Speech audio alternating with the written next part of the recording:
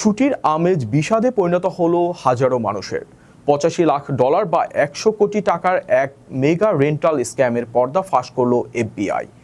একই ঘর একাধিকবার বুকিং দিয়ে সাধারণ মানুষের টাকা হাতিয়ে নেওয়ার এই মাস্টারমাইন্ড দুই ভাইয়ের পরিচয় জানুন। অনলাইনে ঘর বুকিংয়ের সময় কোন ভুলগুলো এড়িয়ে চলবেন জানুন প্রতিবেদনে। ছুটির দিনে সপরিবারে ভ্রমণের পরিকল্পনা করছেন? সাবধান, লস অ্যাঞ্জেলেসে দুই কাজিনের এক বিশাল জালিয়াতির খবর সামনে এসেছে, যারা ভ্যাকেশন রেন্টাল বা অবকাশ যাপনের ঘর ভাড়া দেওয়ার নামে গ্রাহকদের কাছ থেকে হাতিয়ে নিয়েছে প্রায় $8.5 মিলিয়ন। শ্রয় গোয়েল এবং সৌনিক রাহেজা নামক এই দুই ব্যক্তি দীর্ঘ 6 বছর ধরে এই জালিয়াতি চালিয়ে আসছিলেন। ফেডারেল তদন্তে বেরিয়ে এসেছে যে 36 বছর বয়সী শ্রয় এবং 37 বছর বয়সী সৌনিক 2013 থেকে 2019 সাল পর্যন্ত এয়ারবিএনবি এবং ভার্বোর মতো প্ল্যাটফর্মে একই প্রপার্টি একাধিকবার লিস্টিং করতেন।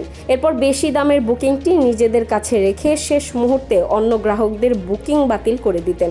বাতিলের কারণ হিসেবে তারা ঘর রক্ষণাবেক্ষণ বা যান্ত্রিক ত্রুটির মতো মিথ্যা অজুহাত ব্যবহার করতেন। তদন্ত প্রতিবেদনে একটি চাঞ্চল্যকর তথ্য উঠে এসেছে।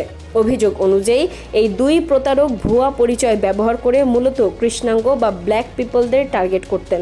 যদিও তারা বর্ণ বৈষম্যের অভিযোগ সরাসরি স্বীকার করেননি, তবে তারা তার ঘটিত জালিয়াতি এবং তথ্য গোপনের কথা আদালতে স্বীকার করেছেন।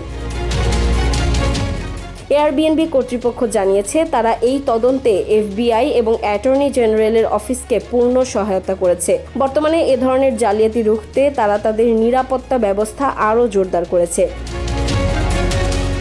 এই দুই অপরাধীর চূড়ান্ত সাজা আগামী 2026 সালের গ্রীষ্মের শেষ দিকে ঘোষণা করা হবে। রেন্টাল বুকিংয়ের ক্ষেত্রে প্ল্যাটফর্মের রিভিউ এবং নিরাপত্তা যাচাই করা কতটা জরুরি, এই ঘটনাটি তারই বড় প্রমাণ।